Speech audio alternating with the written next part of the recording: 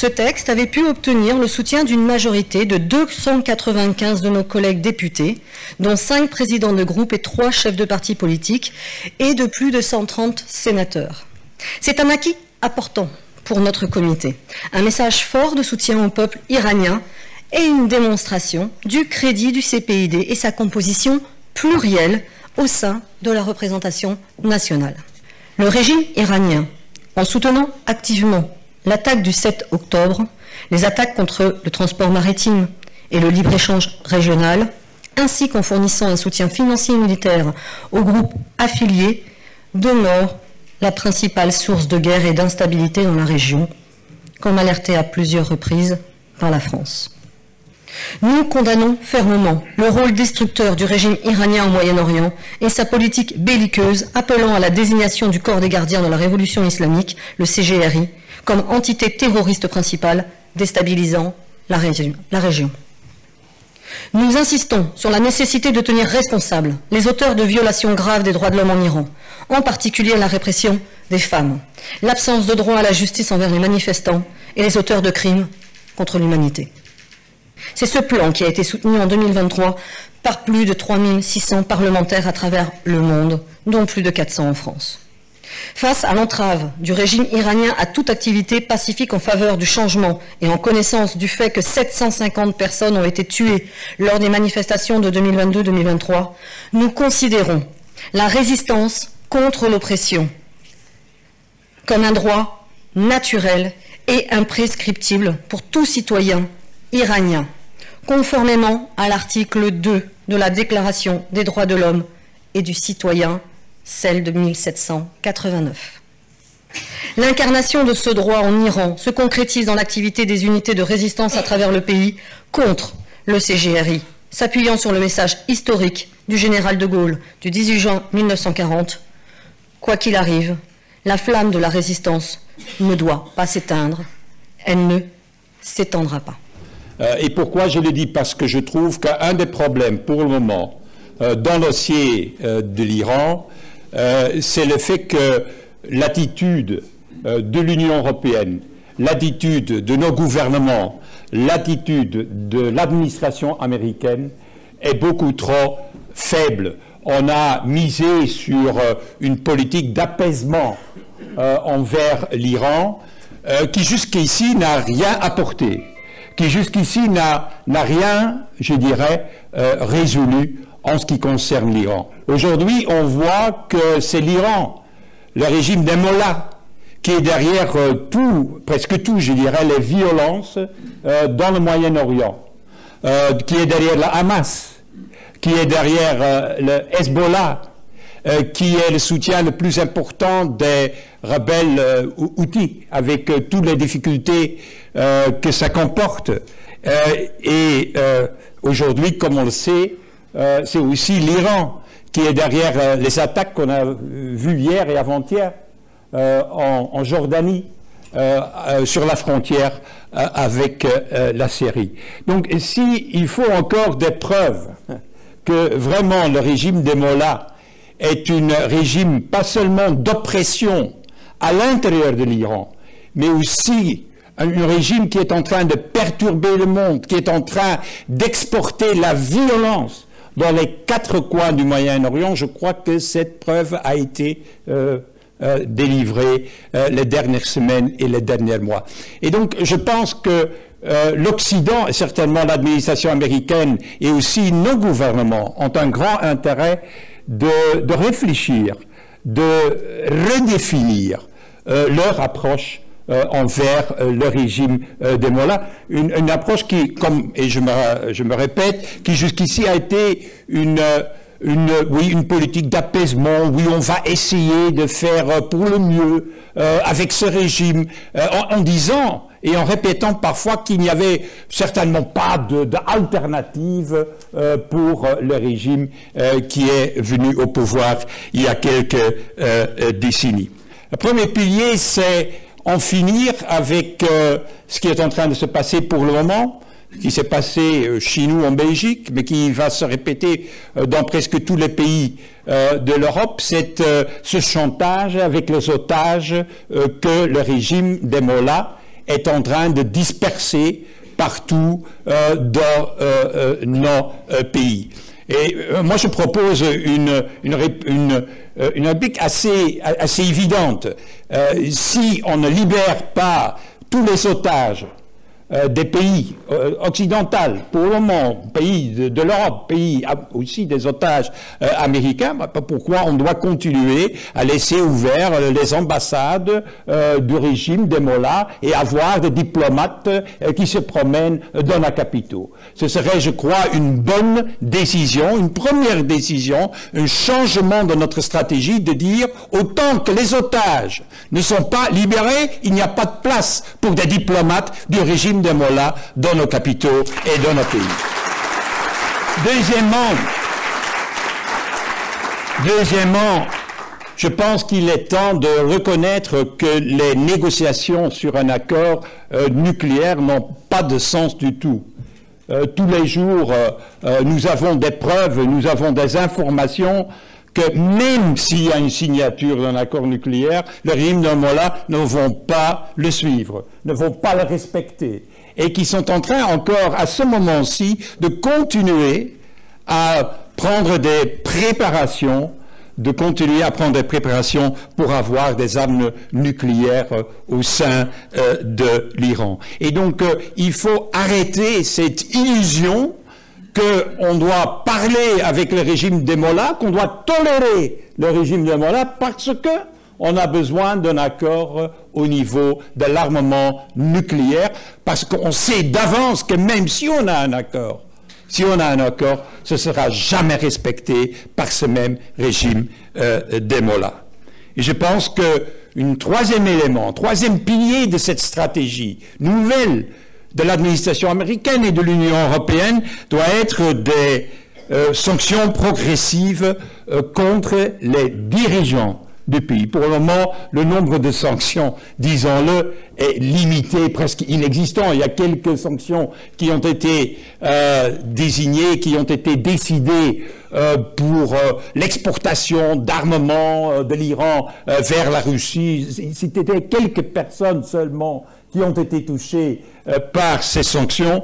Je crois que chaque fois qu'il y a de la violence, qu'il y a une progression de la violence et de l'oppression en Iran, qu'il y a des exécutions de prisonniers politiques, ce qui s'est passé encore il y a quelques jours en Iran, eh bien, il faut augmenter le nombre de personnes qui tombent sous ces différentes sanctions de l'Union européenne et de l'administration américaine.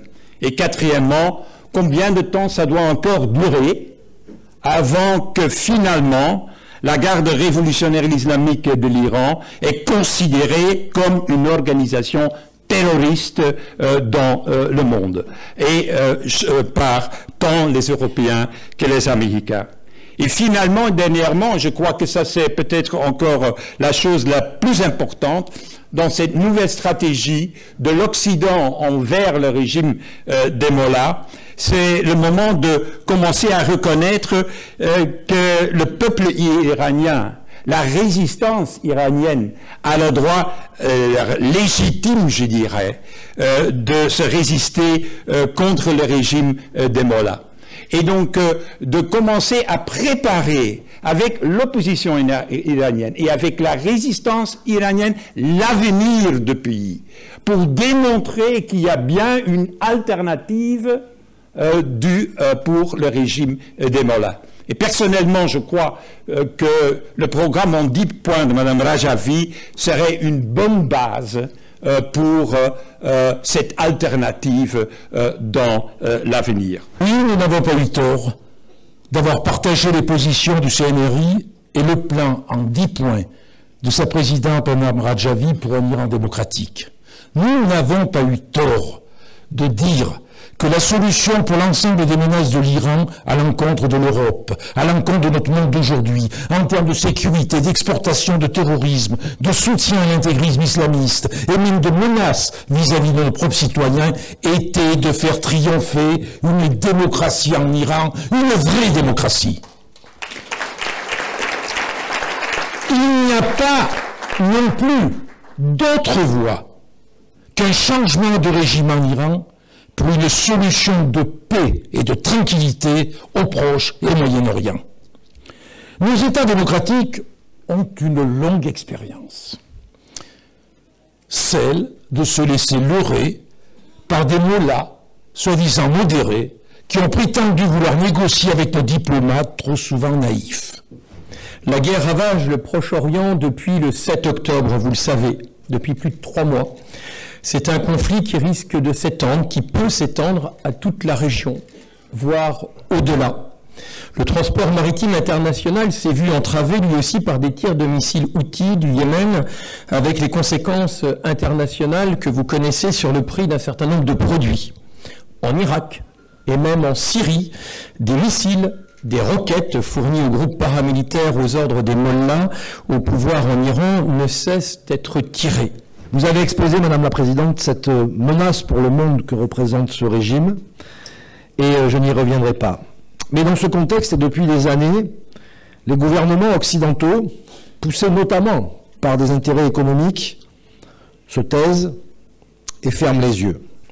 Ainsi, les gouvernements occidentaux se cantonnent à des condamnations de principe et à des déclarations sans effet s'agissant des aspirations du peuple iranien à un changement de régime.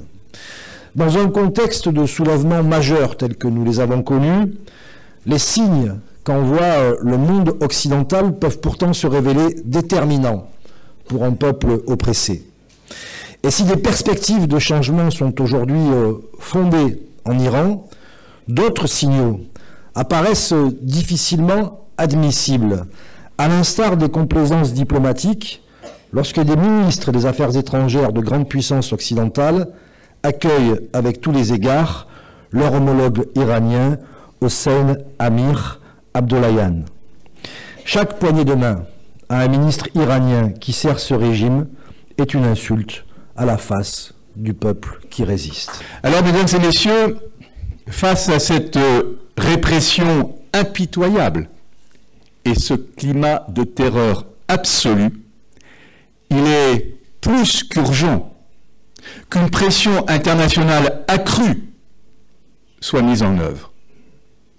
Et j'appelle une fois de plus l'ONU, l'Union européenne et particulièrement le gouvernement français à prendre des mesures efficaces pour arrêter cette machine à exécuter en Iran et demander des comptes aux autorités qui se maintiennent au pouvoir à coup d'exécution massive. Ici, à l'Assemblée nationale, nous sommes plus de la moitié des députés à être mobilisés en faveur de la résistance iranienne. Et cela est aussi quelque chose de symboliquement extrêmement fort. C'est aussi l'occasion de dire que la représentation nationale française est désormais très majoritairement en soutien à la résistance iranienne. Alors je crois qu'il est important que nous tous qui sommes intéressés par ce sujet sachions tout cela, parce qu'il faut que nous soyons en capacité de démolir cette narrative avec les personnes avec lesquelles nous parlons et lorsque nous lisons et lorsque nous sommes sous cette influence des médias qui, elles, sont infiltrées par ce réseau-là. Alors, je parlais de l'infiltration aux États-Unis, il faut aussi dire qu'on a été infiltré dans la communauté européenne, dans l'Union européenne. Il y a évidemment ces réseaux qui deviennent des ONG, qui font référence les uns aux autres. Alors aux États-Unis, il y en a plusieurs, avec de jolis noms d'ailleurs. Il y a un centre pour le Moyen-Orient. Il y a, alors ça, j'ai trouvé ça très intéressant parce que j'ai trouvé que ça copiait un petit peu le nom de la résistance iranienne, le Conseil national de la résistance iranienne. Ben, eux, ils ont le Conseil national irano-américain. Ça s'appelle le NIAC, très intéressant parce que là, ils sont tous à la solde de la dictature iranienne. Il y a aussi le Quincy Institute, ça fait très bien, Quincy Institute, et à partir de là, ils organisent ce réseau, et là, il faut que je vous alerte, parce que à travers ces réseaux, ils forment des ONG qui réussissent à être financées par nos parlements. Et quand je parle de financement, ce n'est pas des petites sommes. Nous sommes en train de parler, très intéressant de voir tous ces documents, de millions d'euros du contribuable européen, en particulier allemand, pour soutenir ceux qui vont les manipuler, leur donner de fausses informations et diriger la conscience de nos dirigeants de façon à ce qu'ils soient soumis et de les neutraliser face à l'Iran. Et cet objectif, je crois qu'il est important que nous le débattions.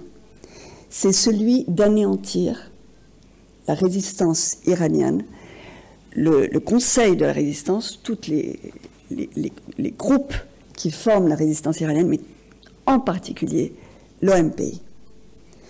Et donc, c'est là où on parle de désinformation.